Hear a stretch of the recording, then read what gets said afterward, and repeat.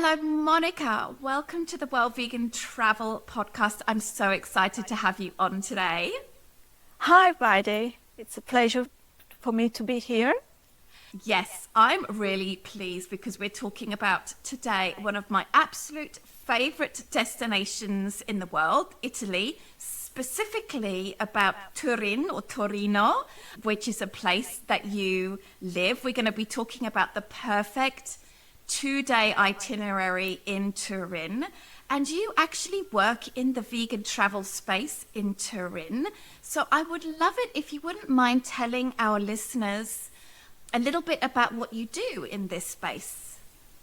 Yes, I am Monica and I live and work here in Turin.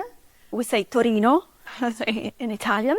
And I have been a vegan for 10 years. Before that, I've been a vegetarian for 20 years. Then I met my partner.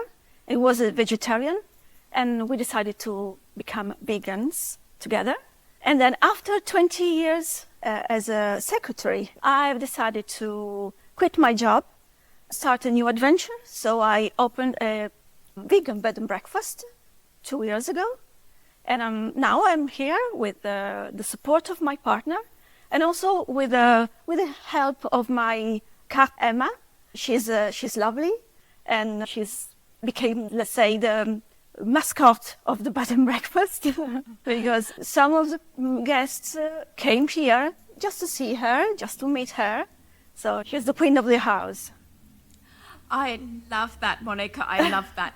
I think it's so funny as vegans, even if our pets, our companion animals aren't necessarily completely connected with our business, we bring them into our business somehow. For example, our cats are on our About Us page on our website as well. And it sounds like your cat has the following as well. That's so cute. Yeah. And it's wonderful that you're talking about Turin because you have lived in Turin for such a long time. So you're definitely going to be able to help listeners maybe get interested in Turin and come up with this itinerary. I would love to know a little bit more about your bed and breakfast, if that's okay. Yeah. Can you explain where your bed and breakfast is located in Turin, what people can expect if they were to stay there, and, you know, like the budget, it is sort of a more budget option or a more luxury option.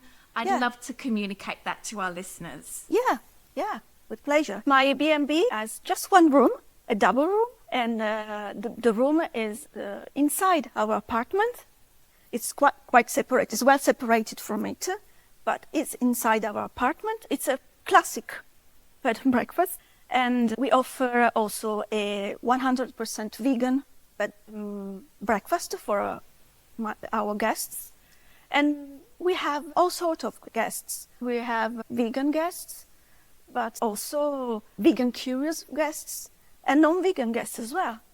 And also there is a lovely balcony for where you can admire the fantastic view of the mountains, because here in Turin we are very near from the mountains. Yes, I have been to Turin a couple of times, and I will say that when we visited Turin, we really put it down as a potential place that we would like to live in one day, maybe for a short, a few months or so. Yeah. Because it really is in such a fantastic location, especially if you like mountains. And I think a lot of people forget about Turin because they think about Rome, they think about Venice. Milan gets a lot of visitors because it's a big transportation hub. So I feel like a lot of people forget about Turin. Yeah. So can you just tell us, like, where is it? Yeah. And what is it famous for? Yeah. So Turin is in the northwest of Italy. So it's very near to the Alps. And it's near also to France and Switzerland. And Turin is the capital of the Piedmont region. And in the Piedmont region, you can find a lot of food, very famous, popular food. You can find hazelnuts, you can have wine, because Piedmont is very famous for wine, like Tuscany. And other things famous here in Piedmont are what to eat. I mean, because we Italians speak all the time about food. So apart from wine and hazelnuts, it's also famous for chocolate. Turin is very famous for chocolate. We have a very particular, very unusual chocolate. It is called gianduiotto. And we can have gianduiotto here everywhere, mostly also here in our bed and breakfast, but in the famous historic cafes here in Turin. Gianduiotto is made from chocolate and hazelnuts. Ah, so it's kind of like a Nutella? Is it like a chocolate that's, bar? Yes, that's right. Yeah, it's a small chocolate, and it has a very strange, unusual shape. Oh. And it's very, very popular here. Yeah, it's like Nutella. Yes. Is it usually vegan, or are there vegan versions? Well, the traditional version of it is vegan, actually. But now we have the two versions, the version with milk and the version, we call it fondente. This is the version vegan of the gianduiotto. I think most people would know that it's not a huge city, but it's quite large. What is the population of Turin? And can you kind of explain a little bit about the layout of the city? Well, the center is not very big. If you consider the metropolitan area, it's quite big. It's quite big. Yeah. And if I remember well, there is a river which kind of divides the city. Oh, yes. And something that's quite unique, if I remember well, is the very wide streets. Yeah, we call it portico. Thank you. Arcades. Can you explain that? Oh, yes. Torino has a lot of arcades or porticos. We call it porticos. Their length is 11 miles here. So this basically means that you can walk around most of the downtown of Turin in the rain and not get wet, because essentially the pavements are covered by these porticos. Yeah, that's correct. And I guess in summertime it's nice as well because you have a lot of shade. Yeah, yeah. And also in winter, if it rains or snows, you have shelter from it. Yeah. If I remember well, there are lots of piazzas as well. Yeah, we have beautiful piazzas here, very wide piazzas. The most important piazza is Piazza Castello, and it's one of the spots of my itinerary, obviously. Inside Piazza Castello, we have the Royal Palace, of course. Well, we have two royal palaces, the official royal palace, and then we have Palazzo Madama, just in the heart of Piazza Castello. So Turin has a very rich history, and it was founded almost 2,000 years ago by a Celtic tribe called Taurini. Mm-hmm. In fact, Turin means Torino. Torino means little bowl. Oh. So we have, of course, bowls everywhere here in Torino. And we also have these little fountains, green fountains, and they are everywhere in the piazzas, in the streets. We call it torrette. And they're very, very strange. These fountains are everywhere here, and they offer drinking water to everyone. We can talk about the rest of the history of Turin. So after the Celtic tribe came the Romans.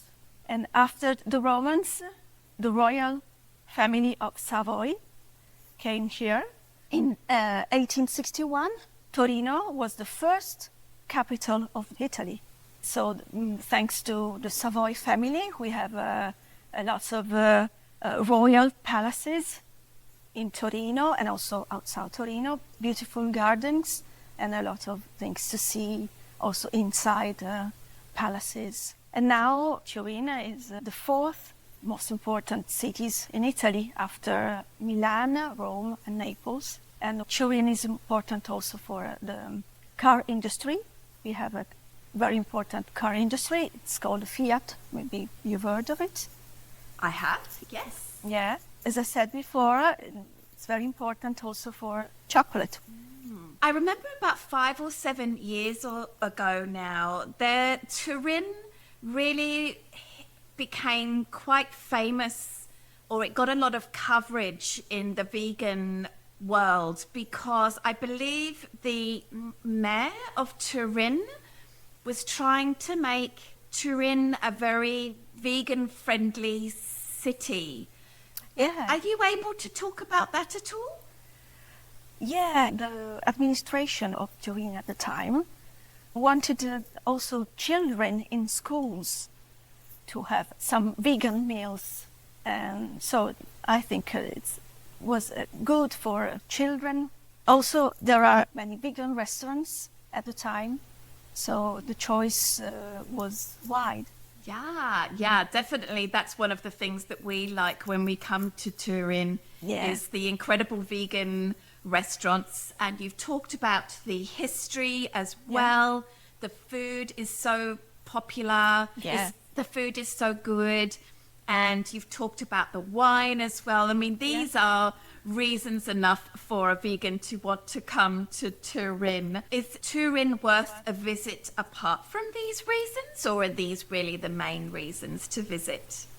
So, yes, after the Olympic Games in 2006, most things here changed. So, apart from that, in Turin there are a lot of monuments, a lot of museums as well that are very important and also interesting. For example, we have the Egyptian Museum. It's very famous, and it's the second most important museum in the world after Cairo. So it's quite important. 2 days ago, Johnny Depp came here to visit the museum. Well, he came here to show some scenes of his new film about Modigliani, and then he visited also the Museum of Cinema. So we're quite happy to have Johnny Depp here. So there really are so many reasons why anyone, but especially vegans, would want to visit Turin, whether they are interested in film, whether they're interested in history from Egyptian history to medieval to sort of Renaissance and more. It's amazing. What time of year would you say is the best time to travel to Turin? Well, I think you can come here in March, April, so at the start of the spring, because the temperatures are better. We have a beautiful park here. It's called Valentino Park. Also, if you have time, you can go to Monte dei Cappuccini, and it's a church on the hill, just in front of the River Po, which is the main river of the city. And in 10 minutes, you can go up there, and you have a beautiful view of the city. So it's very romantic. I have been lucky enough to visit Turin in the summertime, and it was lovely. I'm sure it can get quite hot in Turin, but I think it's maybe not as hot for as long a time as maybe in Rome and Florence and further down south. And in the winter time, of course, you have the mountains, because it was an Olympic place. I'm sure there's lots of ways to enjoy the mountains, whether it's downhill skiing or other things as well. But I don't think it gets too cold in the city, right? It's not so cold. Oh, well, it is cold in November and in December and also in January. It can get quite cold. When you say cold, how cold do you mean? I mean temperatures around 0 degrees. Okay. For me, that's not that cold, honestly. I can imagine, yeah. Yes, because I was also in Finland over the New Year in the Arctic Circle. Yeah. And that got very, very cold. So imagine. 0 degrees or 30 degrees Fahrenheit or so is not so bad. But yes, I agree. You need to have a good coat for 0 degrees. Yeah. Sure. So we have so much information already. But you have carefully created a perfect 2-day itinerary for vegan visitors to Turin. Yeah. I would love it if you could share that with our listeners now. What would we do on the first day of the itinerary that you've prepared? So we can start our tour with Piazza San Carlo, and it's in the heart of Torino.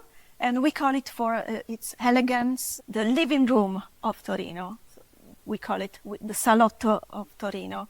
And of course, there are a lot of arcades around the piazza and beautiful cafes, historic cafes, elegant shops, so you can enjoy a lot of things here. Then we can move and we can go to another piazza, Piazza Castello.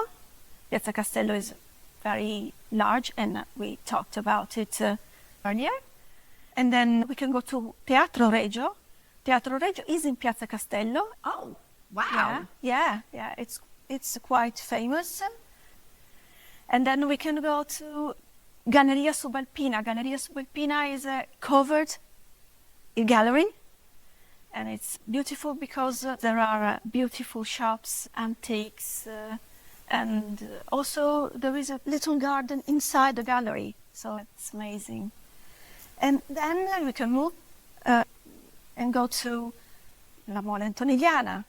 And we can move again and go to see a strange building we call it Fetta di Polenta.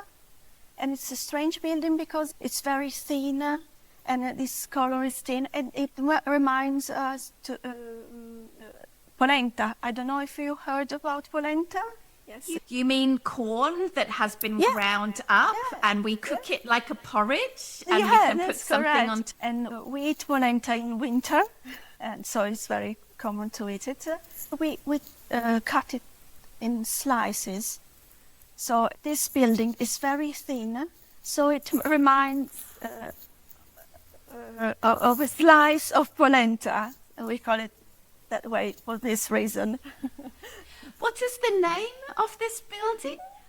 Well, the official name is Palazzo Scarabozzi. It's a strange name, but it's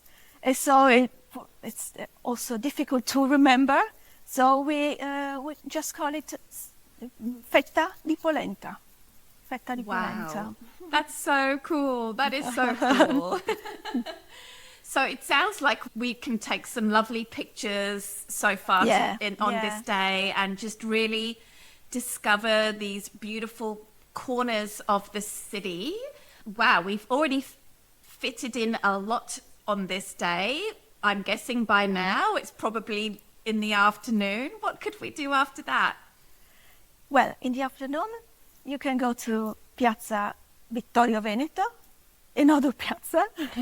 It's the biggest piazza in Italy, actually. Yeah, it's very big. And in front of the piazza, you can find the River Po. You can just walk along the river.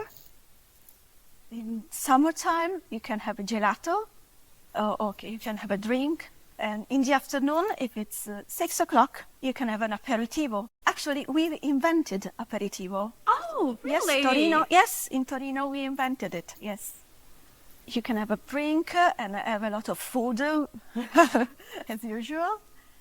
And then we're done. So we can start a new day with the second part of the itinerary.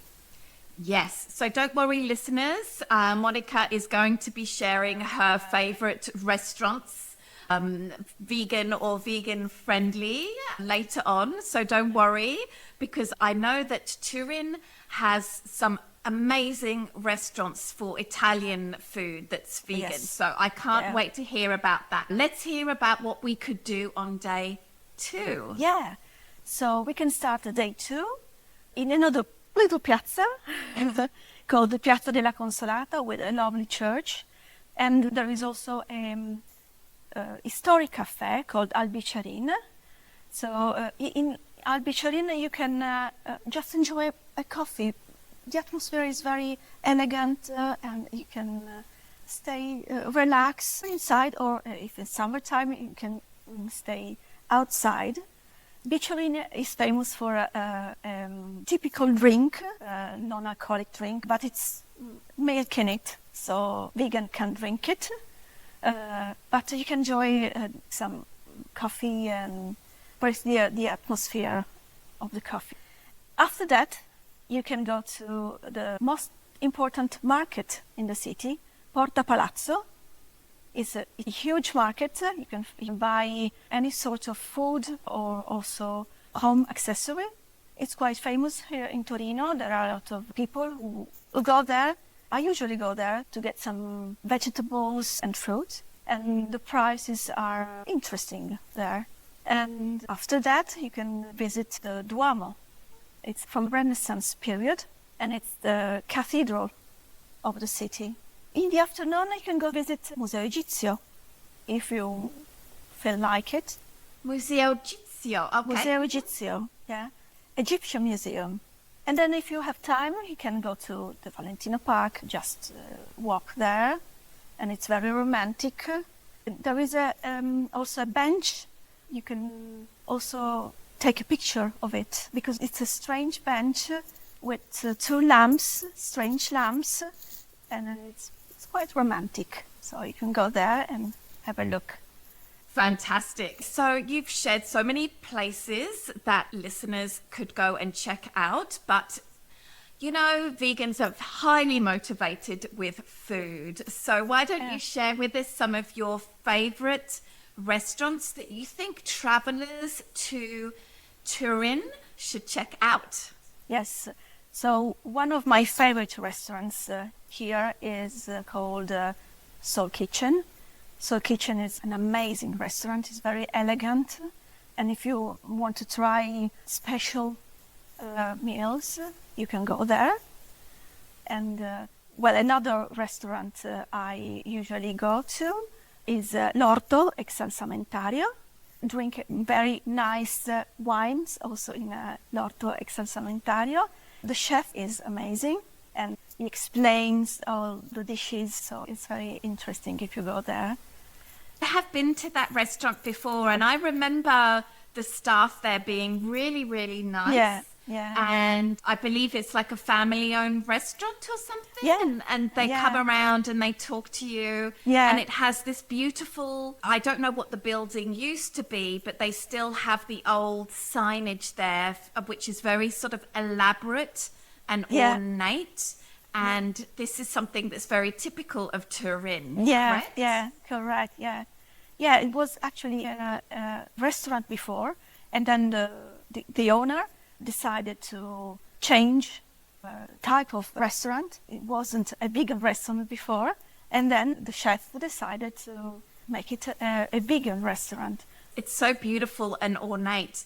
And going back to Soul Kitchen for a moment, I think I have been there. I had dinner with some friends there a long time ago now. Yeah. And it was, you're right, elegant and very fancy. And I'm having a little look at the website to remind myself, and it really is like fine dining with a degustation menu. I think this is a culinary experience that is quite unusual to have as a vegan, correct? Yeah, definitely, yes. It's very nice and fancy, yeah. And what are your other favorite eateries to check out? Yes, there is another restaurant I love. It's called Mezzaluna Mio, and it's in this lovely little piazza called Emanuele Filiberto. And if you go there, it seems like you are in Paris, because it looks like Paris. and so you can eat outdoors. And it actually is the oldest vegan restaurant in Turin. It was opened in 1996, so it's quite old. And you can try some dishes that the chef, well, she made an interpretation of some traditional dishes of Torino. I love it when I go to a city and I can have vegan versions of the traditional food. Something that makes me a little bit sad about going to France or Paris, for example, is that there are so many vegan restaurants in Paris, but very few of them sell vegan versions of French cuisine, Parisian cuisine, the food around Paris. So I'm always looking to find places that sell vegan versions or that serve vegan versions of the local cuisine. That's super, super fun. Yeah. Wow, that sounds delicious. I definitely want to check that out. Yeah. Do you have any other places?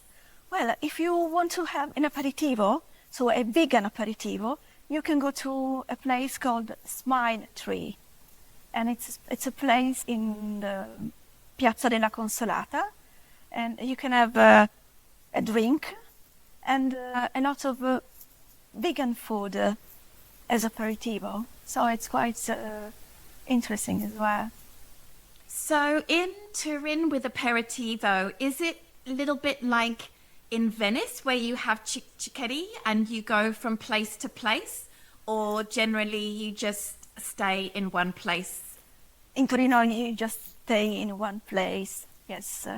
But you can have an aperitivo, we call it apericena, because it's a substitute of a dinner, because we have a lot of food with a drink.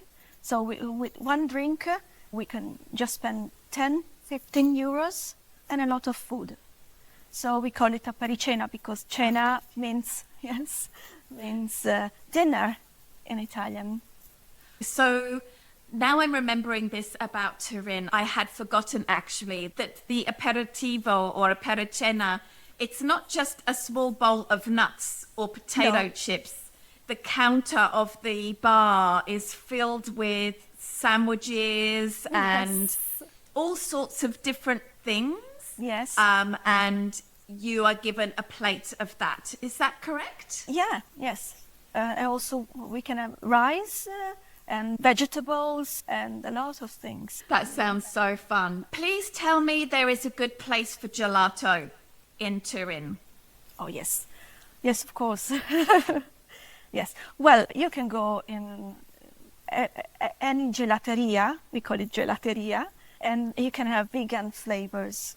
There is a place, it's called Gelato Amico, and there everything is vegan and everything is gluten-free. So it's an amazing place to eat. One of the best things ever. Well, Monica, I want to thank you so much for sharing your local knowledge with our listeners about this incredible city, Turin. I love Turin. I would love to go back there. There's so many places that you've mentioned today that I didn't know about or I've forgotten about. So I just cannot wait to go back. And I would love to come and stay in your bed and breakfast.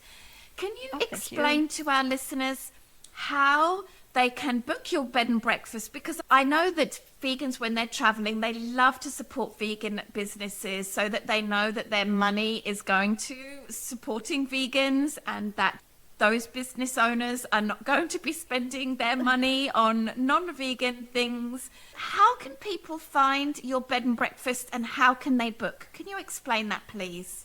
People can directly book the room or the bed and breakfast, and they can find us through our website, and then they can contact us and just make the reservation. And that is unbuoninizio.com, yeah, correct? Inizio. That's correct. Fantastic. Yeah. Yes, so listeners, you can go to the show notes and you can get a link to Monica's bed and breakfast there. I want to thank you so much, Monica, for taking the time to put together all of this interesting information for our listeners. And listeners, I really hope that if you are in Turin, you will check out Un Buon Inizio for your accommodation while you're there. I think staying in a bed and breakfast is just such a wonderful way to support small vegan businesses, vegan bed and breakfast, of course, and this is one of them. And booking directly with the accommodation really means that as much of the money as possible is going to the business owner. So I definitely recommend listeners go and check this out and share this bed and breakfast with anyone that you happen to know that is going to Turin as well. Monica, I want to thank you so much for taking the time to be on the podcast, and I wish you all the best with your business. Thank you, Brady. Thank you very much. Thank you.